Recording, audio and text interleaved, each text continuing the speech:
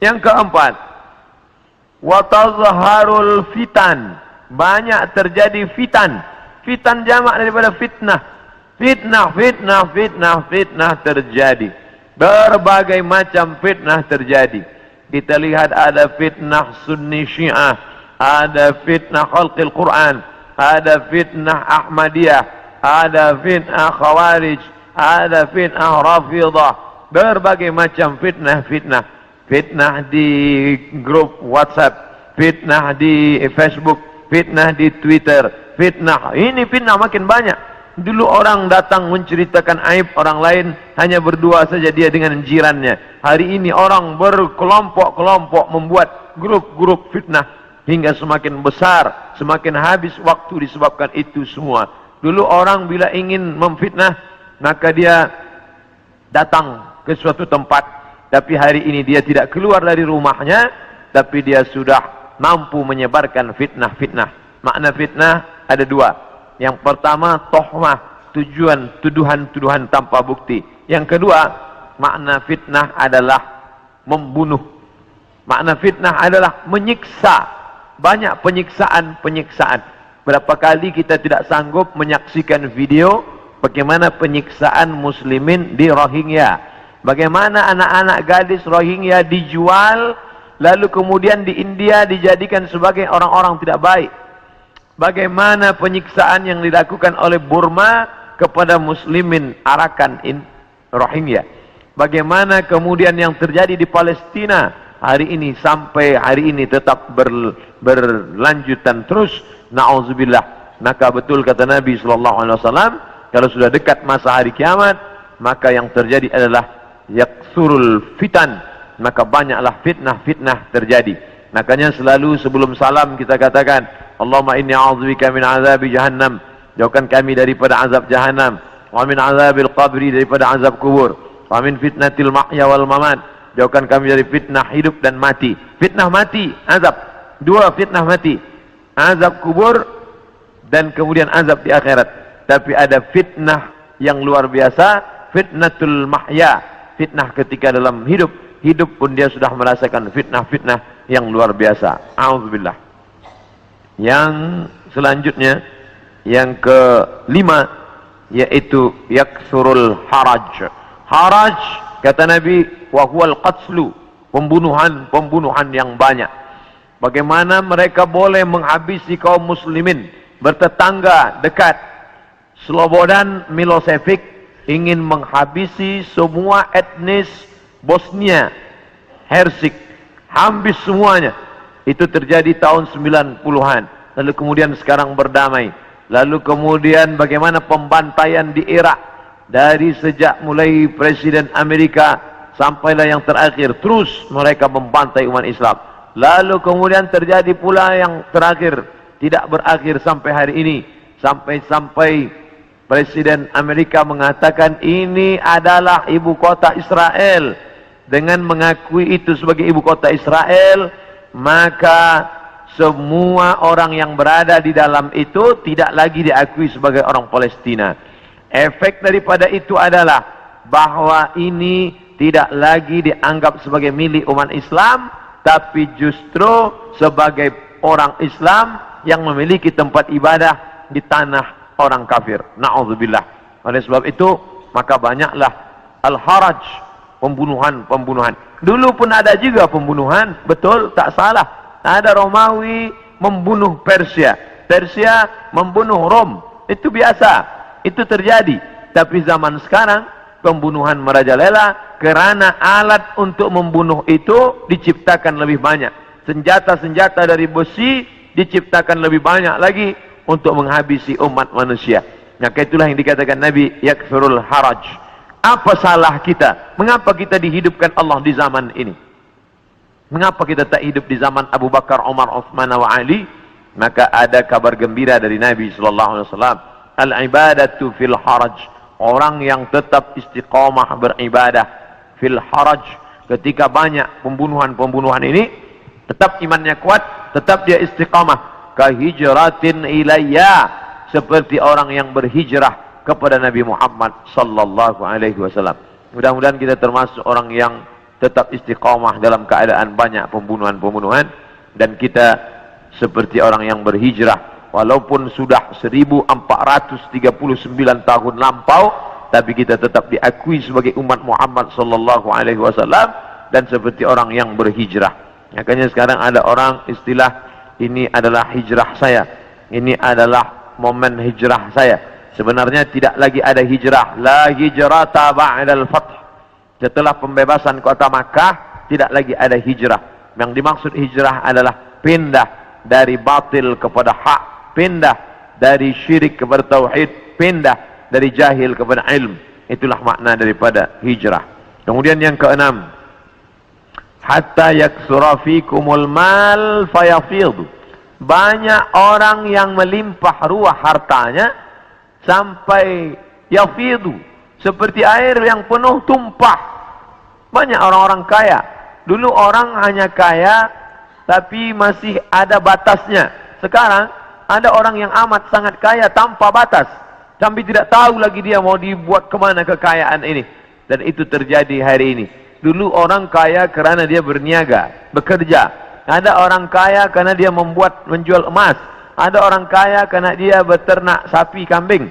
Ada orang kaya karena dia membuat kolam ikan. Artinya dia bekerja, keluar peluh keringatnya baru dia kaya.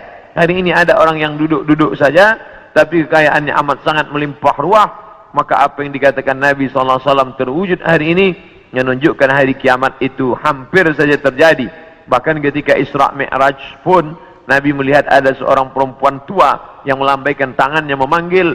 Lalu Nabi bertanya kepada Jibril alaihissalam, siapa itu Jibril? Jibril menjawab, itulah dunia yang sudah tua. Walaupun sudah tua dia tetap berhias kerana dia tak ingin tua. Dunia dengan usianya yang tua, hampir kiamat, dia tetap berhias dengan perhiasan-perhiasan harta benda, dengan binaan-binaan yang besar.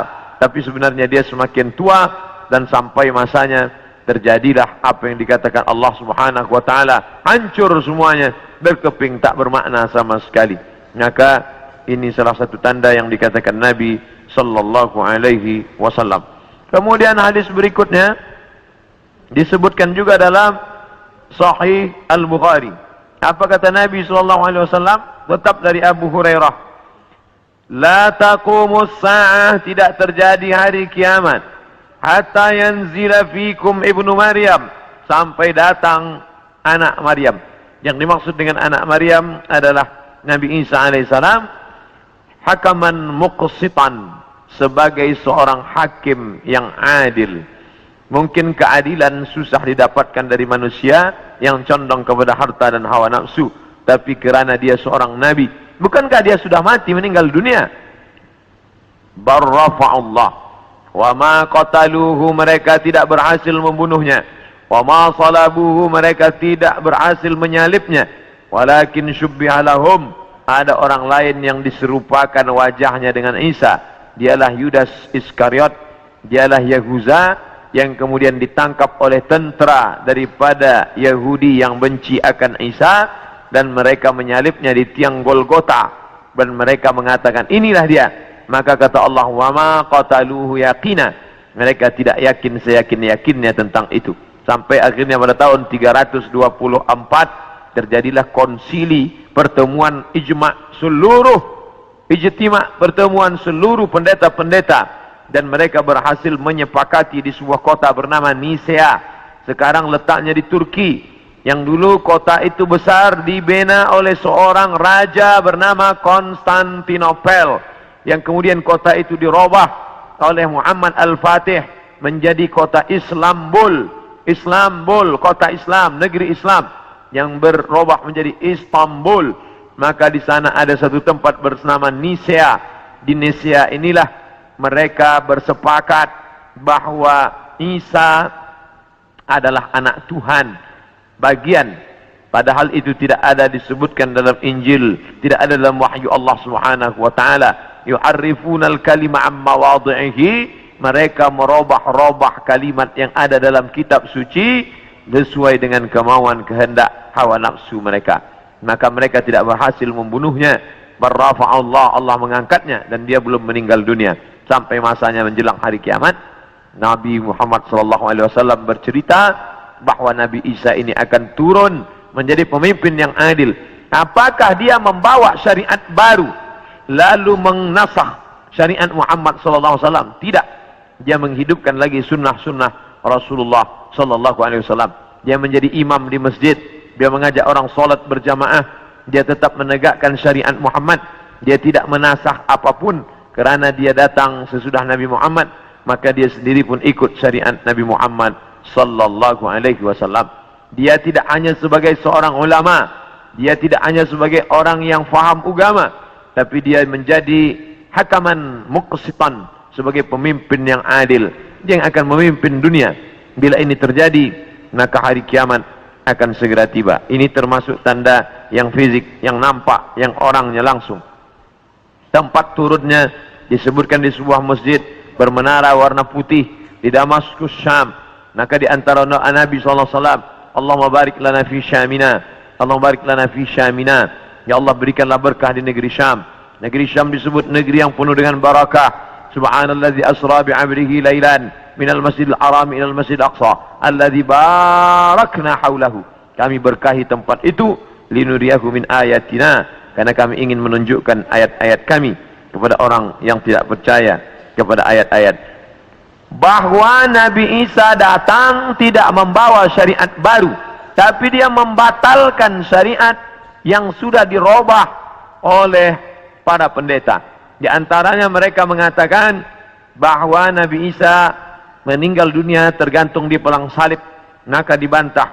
Fayaksirus salib, dia menghancurkan salib. Salib bahasa Arab, salib bahasa kita, palang salib. Maka Nabi Isa datang menghancurkan salib. Ini menunjukkan bahwa akidah salib itu batil, tidak dibenarkan. Karena andai dia benar, pasti Nabi Isa melanjutkannya. Yang menghancurkannya Nabi Isa sendiri.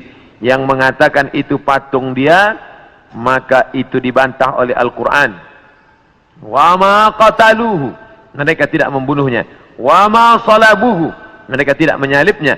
Walakin syubbiha lahum, ada orang lain yang diserupakan dengannya. Bila ada orang berkata, kamu jangan kaji-kaji agama kami, jangan bahas-bahas agama kami, urus sajalah agama kamu, lakum dinukum waliyadin. Kami tidak mungkin membahas agama kamu kalau Allah tidak menyebutkannya dalam Al-Quran. Allah menyebutkan tentang yang kamu katakan sebagai Tuhan itu dalam beberapa surah. Al-Fatihah, Al-Baqarah, Ali Imran. Ali keluarga Imran. Imran punya anak bernama Maryam. Maryam punya anak laki-laki bernama Isa. Dan Imran punya istri bernama Hannah. Hannah punya saudari perempuan, melahirkan anak laki-laki bernama Yahya.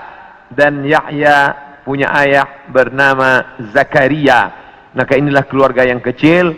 Ada Imran, ada Hannah, ada adik Hannah, adik yang melahirkan Yahya, nama suaminya Zakaria, dan Hannah melahirkan anak perempuan bersama Maryam, dan Maryam punya anak laki-laki bernama Isa alaihissalam. Ini keluarga orang baik-baik, ini keluarga orang yang saleh, dan mereka itu tidak pernah mengaku dirinya Tuhan.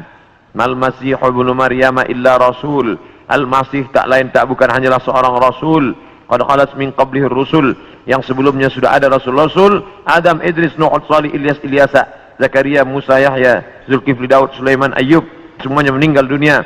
Maka Nabi Nabi Isa alaihissalam pun juga akan meninggal. Hanya saja dia meninggal tidak seperti Nabi yang lain, hidupnya habis berakhir. Nabi Isa akan datang sekali lagi dan dia akan menghancurkan salib-salib. Berikutnya, wa yaqtulul khinzir, dia akan membunuh babi. Apa makna membunuh babi? Kerana mereka menghalalkan babi, seakan-akan babi itu halal, padahal Nabi Isa tidak makan babi. Lalu siapa yang merubah ajaran Isa sehingga mereka menghalalkan babi? Maka yang merubah adalah Paulus. Kata Paulus, sejak Isa disalib menebus dosa manusia, maka semua binatang menjadi halal. Begitu juga dengan khitan. Nabi Ibrahim berkhitan, turun kepada Nabi Musa berkhitan, turun kepada Nabi Isa berkhitan. Tapi dispesongkan, diselewengkan oleh Paulus. Paulus yang bernama Saul tidak pernah belajar kepada Isa, tapi lalu kemudian mengaku diangkat sebagai rasul oleh Isa, maka disebut namanya dengan Rasul Paulus. Maka ini dibantah oleh Al-Quran sama sekali. Maka Ibrahimu Yahudian, Ibrahim bukan Yahudi, wala Nasranian, Ibrahim bukan Nasrani, walakin syubbiha lahum, walakin kana hanifan musliman, dia seorang muslim, hanifan, condong kepada kebenaran, musliman, muslim, wa ma kana minal musyrikin, dia tidak mempersekutukan Allah Subhanahu wa taala. Sedangkan Yahudi dan Nasrani mempersekutukan Allah. Yahudi mempersekutukan Allah dengan Uzair. Wa qalatil yahudu Uzairun ibnullah, orang Yahudi berkata Uzair anak Allah. Sedangkan Nasrani mempersekutukan Allah dengan Yesus, dengan Isa. Wa qala an-nasara al-masih ibnullah, Nasrani berkata Al-Masih anak Allah. Maka Al-Quran membantah. Bila ada orang mengatakan jangan kaji-kaji tentang agama orang lain, kita tidak mengkaji agama orang lain, kita sedang mengkaji Al-Quran, kitab suci kita yang bercerita tentang penyelewengan ajaran Nabi Isa alaihissalam. Ini mesti diluruskan, karena yang kita kaji adalah Al-Quran dan sunnah Nabi Muhammad sallallahu alaihi wasallam. Wa yada'ul jizyah, Nabi membatalkan jizyah, upeti, pajak yang sebelumnya diterapkan oleh Raja Romawi dan Persia. Mereka hidup dengan cawan-cawan emas, pakaian sutra, tempat tidur yang tebal, dengan banyak-banyak pasangan, dengan istana yang megah. Padahal dari cukai, dari pajak yang dikutip dari setiap masyarakat. Maka datanglah Nabi Isa alaihissalam membantah itu semua perbuatan yang batil, bahwa itu perbuatan zalim, menganiaya orang susah. Maka dia menghapuskan itu. Wa yada'ul jizyah wa yafidul mala hatta la yaqbaluhu ahadun, dan kemudian dia membagikan harta sampai tidak ada satupun yang mau menerimanya. Apa makna dia membagi harta tak ada orang mau menerima? Kerana orang sudah merasa cukup, tidak lagi merasa perlu banyak. Kerana masalah harta ini tidak ada batasnya. Lau kana li ibni Adam wadiyan min dhahab, seandainya manusia itu memiliki satu lembah daripada emas, ini ada bukit, di sini ada bukit, ada tanah yang turun ke bawah, tempat bercocok tanam, lalu kemudian berubah dia menjadi emas, maka manusia tidak pernah berkata cukuplah emas yang banyak ini, tidak, tapi dia akan berkata mana lagi, mana lagi. Dia terus meminta. Walan tamla fahu illa turab, sampai mulutnya diisi tanah, masuk ke liang lahat, barulah dia merasa cukup, barulah dia katakan enough, barulah dia katakan cukup, tidak lagi lebih daripada ini. Maka oleh sebab itu ketika Nabi Isa alaihissalam membagikan harta, ini harta, dia katakan tidak, kami tidak mau menerimanya, karena kami tidak ingin mati membawa harta, tapi kami ingin mati membawa amal yang saleh. Kita lanjutkan. Yang terakhir, hadis masih dari Abu Hurairah radhiyallahu anhu, kitabnya Sahih Bukhari. La taqumus sa'ah, tidak akan terjadi hari kiamat, hatta tuqatilul yahud, sampai kalian memerangi orang Yahudi, hatta yaqulul hajar, sampai batu berkata, batu besar tempat orang bersembunyi dari serangan musuh, batu itu berkata, apa kata batu itu?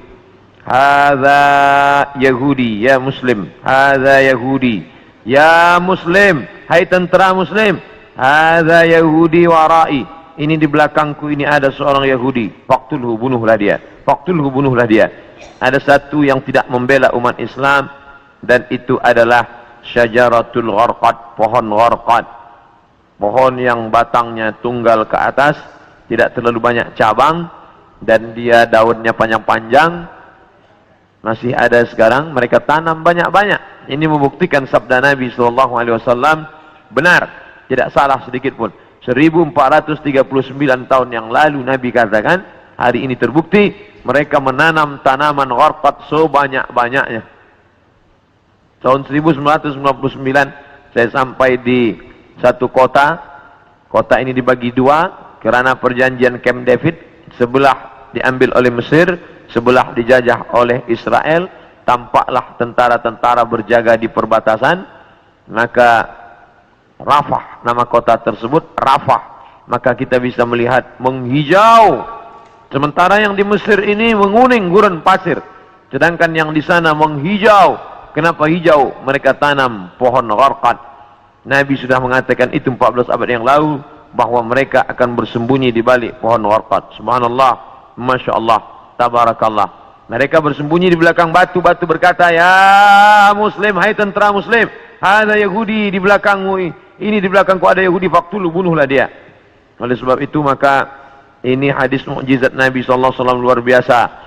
Andai orang Yahudi itu musnah, seperti musnahnya kaum Ad, kaum Thamud, kaum Madian, kaum Iram, kaum Fir'aun, musnah. Tapi Yahudi tidak musnah, dia tetap kekal sampai hari ini. Sampai terwujudnya janji Nabi Muhammad bahwa tidak akan terjadi hari kiamat sampai kamu memerangi Yahudi.